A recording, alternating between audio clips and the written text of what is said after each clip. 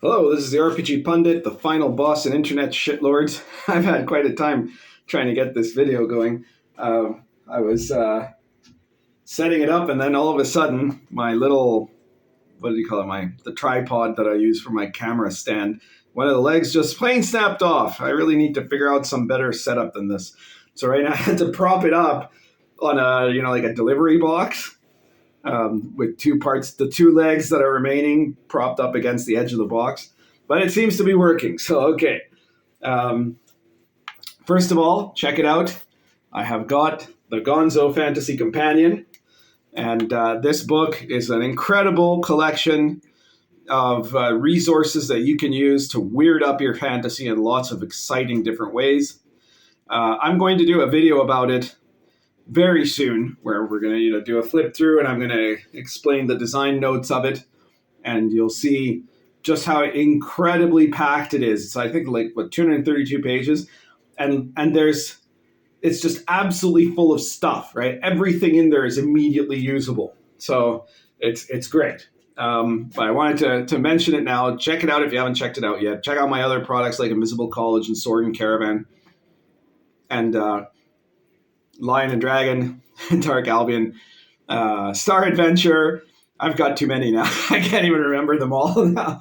Probably, Arrows of Indra. I'm probably forgetting some more there too. And the RPG Pundit Presents series. If you only got a few bucks, then check out the link below. And all the links to all my books are in the description below. Check out the link to the RPG Pundit Presents series. 108 issues, each one PDF, between 99 cents and $4.99. You get something useful for you, but you also you're supporting me in my work and videos like this one.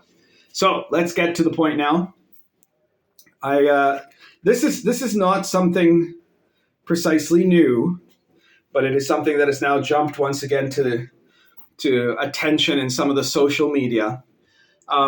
There is a huge rift, a gap in the mentality of, I would say, old school and new school players, but old school would pretty much have to be defined as like up to and including at the very least 2006, between gamers as they had been for most of time versus gamers after, about 2006 or so, after the beginning of the internet and the beginning of the injection of wokest ideas into everything, right? Because for most of the history of RPGs, you would have said, well, some people would be more in favor or less in favor of having DMs, having player characters killed off by DM actions, right? Now, most people would probably say, well, you don't want a DM that is just, some kind of a maniac that sees it as an oppositional game to the players. That is my position on that, absolutely, right? The DM should never be trying to kill the player characters, but nor should he ever be trying to save them. He is a neutral figure in the world. He is just the clockmaker god, right? But very few people would have said that the DM should never kill a player character. and certainly you didn't hear people saying stuff like, if you kill, a DM shouldn't be allowed to kill a player character unless the player character consents. And definitely not to say, well, if you kill a character, if you as the DM kill a player's character, that's basically a hate crime. And that's where we're at now. That's what some of the people, the 5e players that are,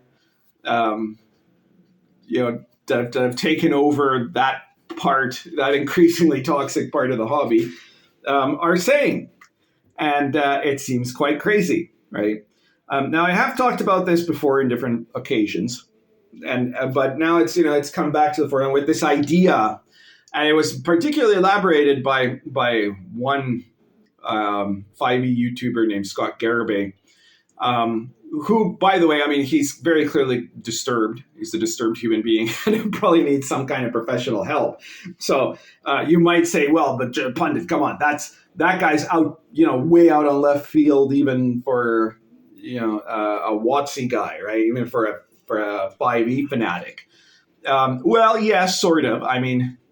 there's this kind of blind slavish obedience to Wizards of the Coast in almost all circumstances and things like that. So yes, I do see how he's a bit outside even of the norm, but in other respects, I mean his position on a lot of stuff is not as extreme as certain other, ultra wokeists that are now actually writing for Wizards. This guy's just got a YouTube channel, one that has a lot of traction with 5e people, but still. So I don't think it's outside of the norm to look at this, right?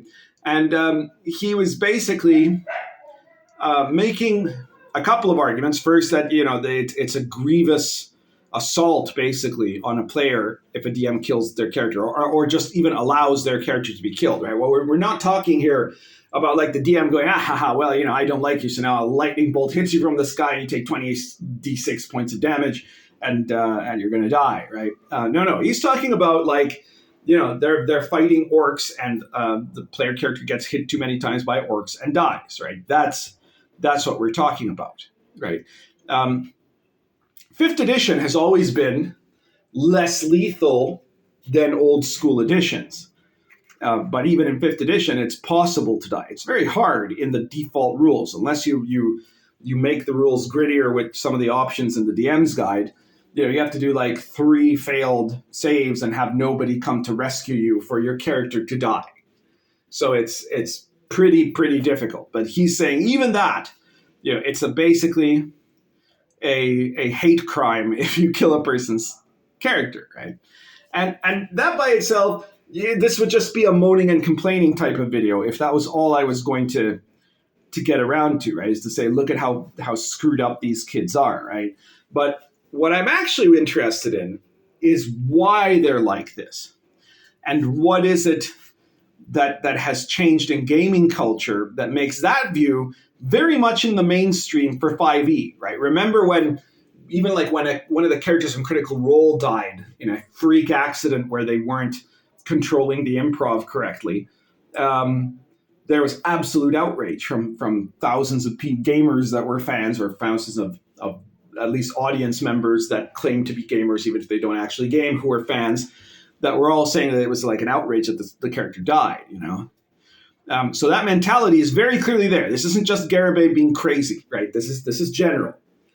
And thinking about this has led me to really understand that there is a big shift that has happened in these last few years that is really behind the idea of how someone could feel like it is a trauma associated with harming, like that killing a character is like attacking you, like attacking themselves. And that is that the perception of what you're doing when you're playing a character has completely changed. And it was like, this was one of those snap moments where I had just it's a moment of enlightenment, right? That suddenly I'm like, oh, okay, now this all makes sense. So let me explain what I mean. In old school RPGs, and really in most of the history of RPGs, you play a character who is not you. You play a character that you have created in this world, right? And like sometimes they're taken less seriously, sometimes they're taken more seriously, right? In some of the less serious cases, you could just have a character that you say, well, this guy's just a fighter right now. He's just Jim the Fighter. That's it. That's all. He has no real personality. Until, maybe as you play him, he might get some more personality.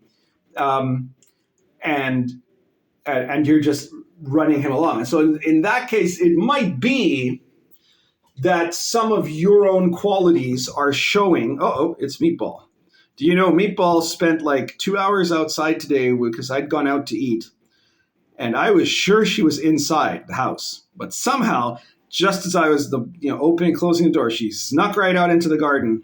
And was outside there. Then when I come back, she shows up out of nowhere in the passageway and has the gall to mewl at me with great offense, as if it was my fault that she had snuck out. That's what she was up to today. Anyway, she seems happy to be indoors again now. So sorry. So in some cases, you could say, hey, do not claw at the Gonzo Fantasy Companion. It's new. Hey, what are you even? Hey, Meatball is trying to draw attention to the Gonzo Fantasy Companion here. I'm not quite sure why. Wow, she's really going at the books today. I don't know. I think this is her revenge for having been stuck outside for all this time. All right. So, Meatball, you're starting to get on my nerves, Cat.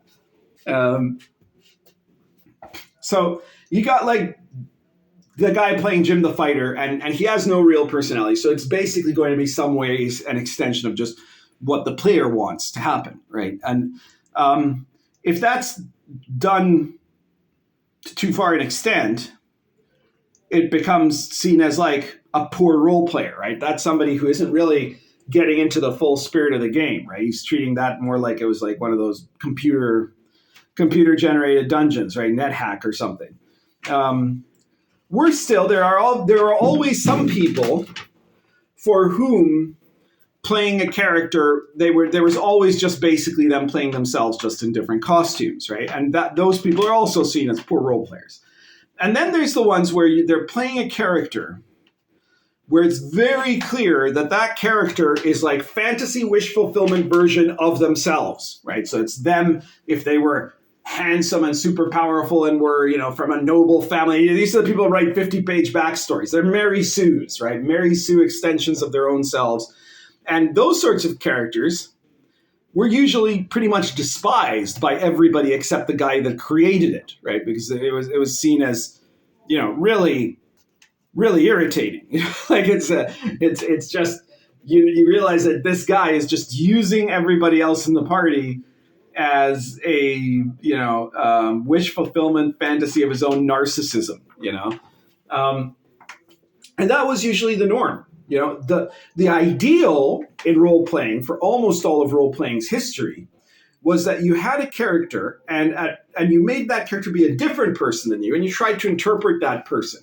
And if you did things really well, you would achieve what is called immersion. And in immersion, what happens is that character takes on a life of their own. They have a personality that is not yours, that is specifically different from you. And yet, at some point, it's not just you pretending to be that, but rather that person seems to start to be able to make choices for themselves. You're not thinking, well, what would Ragnar the warrior do? You just are in a situation where you start role-playing Ragnar, and suddenly it like comes out instantly what Ragnar does because he's taken on a life of his own. You don't have to think what would Ragnar do, but what Ragnar would do is not what you would do. It's totally different. He's a different person from you. So that is the peak experience of RPGs, in fact. So that was the norm up until the 2000s, anyways. But now, increasingly, and especially these last few years, from let's say 2015 onwards, the narcissistic perspective of the identity politics crowd has taken over 5th edition D&D. And so for them, that's not what RPGs are about. That's to them, that's abominable, right? Just like it was to the story gamers, just like it is to all narcissists, right? To everybody who wants to be the Mary Sue, immersion is actually the exact opposite of being a Mary Sue. It's where you stop being yourself and you become something completely different. And why would any narcissist want that, right? So to them, that's like the worst possible scenario. They don't want that. And instead, they see D&D as a vehicle for promoting identity politics and for specifically being a way for people to be able to express their identities in the game. This is why they insist that, for example, someone with black skin couldn't possibly relate to a setting where there were no black skin characters, right? Because the character that they must play has to be like them, right? Has to represent their identity features, right? This is why they insist that there must be gay pride parades in medieval European settings, right? Even if that was completely anachronistic, right? And has no way of fitting at all. But to them, every game must be Fantasy Seattle. Why? Because the purpose of playing D&D for them is so that the players can engage in a fantasy ideal of their expression of their identity qualities, right? And so you see this all the time now. You see people portraying characters as expressions of their race, gender, sexuality, or other identity features in a few cases, right? This is why you have some people claiming that you need to have combat wheelchairs because handicapped is an identity. But of course, the right way to express that is by having handicapped people actually be better at everything than non-handicapped people. So you have to have the combat wheelchair that is better than actually walking around. All of that sort of stuff is what they're pushing, right? And so to them, the ideal experience of an RPG is not that you're playing somebody else, somebody completely different from you that suddenly becomes alive in your own consciousness and that you know what they're doing without having to think it through. No, that's horrible to them. To them, the ideal is that D&D is turned into a showcase for you to express your ideal fantasy version of your own self, of your own identity. And so, of course, if somebody has a character that they've played for a long time, they've achieved immersion and old school style play, and that character dies, it's a tragedy. But it's something that nobody would say is a hate crime against you, right? It's the death of your character, and as long as the death was fair in the game, then that's part of the story, right? That's part of how the whole setup works. But if your character is meant to be a representation of your dream vision, of your true identity, your true, racial expression and gender identity expression and sexual expression and there's no wrong love expression and all of the, whatever your furry expression, any of that stuff, right? All of that has to be recognized and held up, because if it isn't, it's not, the character is you. The character is, in fact, the you want to be, the you that you demand society let you be, and that it doesn't let you be yet, because, even though now people from all of those identity categories have enormous amount of power and all institutions bow down before them, they still feel oppressed, right?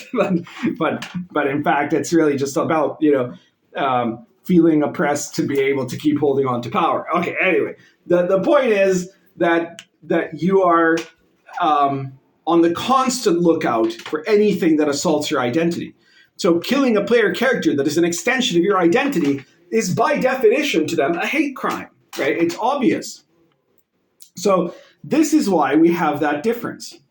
And what we need to basically start trying to show these people that play 5th edition is, first of all, explain to them that they're playing it completely wrong, and that they're narcissists, and that they should stop being narcissists, because this a society where you are living in it and everybody is living in it with just a purely self-referencing perspective is disastrous for everybody, and it's especially disastrous for the people doing it, right? Like being someone who is constantly thinking that everything should revolve around them is a recipe for human tragedy, right? You will never be happy.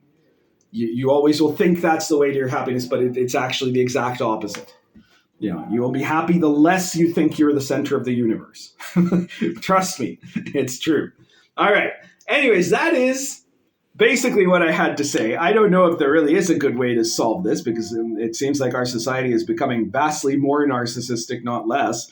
But we can try to emphasize in new players how they're supposed to interpret characters. And the answer to this mentality of, my character can't ever die because this is my identity, the way to counteract this is to teach people about immersion, that this isn't a game where you get to be your perfect self. This is a game where you get to be somebody completely different and experience that complete differentness. If you do it right, it takes a bit of time to get there. But if you do it right, then you suddenly realize that you don't have to just be one thing, right? That you don't have to be trapped in what you imagine your identity or what you wish your identity was, even. That there's actually so much more of a spectrum of consciousness that you never realized existed. Let's try to make sure that newbie players understand that basic principle. This is not about playing yourself. This is not about playing who you wish you would be. This is, in fact, about playing someone different from you and exploring that difference. That's everything for today. If you like this video, please hit the like button, subscribe if you haven't subscribed, share the video anywhere you think it'll interest people, anywhere you think it'll piss people off, because that helps too. And please check out all my products. I've already promoted them at the beginning of the video, so I won't repeat myself, but the links are all in the description below in this video. And currently smoking, this is a Nira Cuddy plus Argento Natural.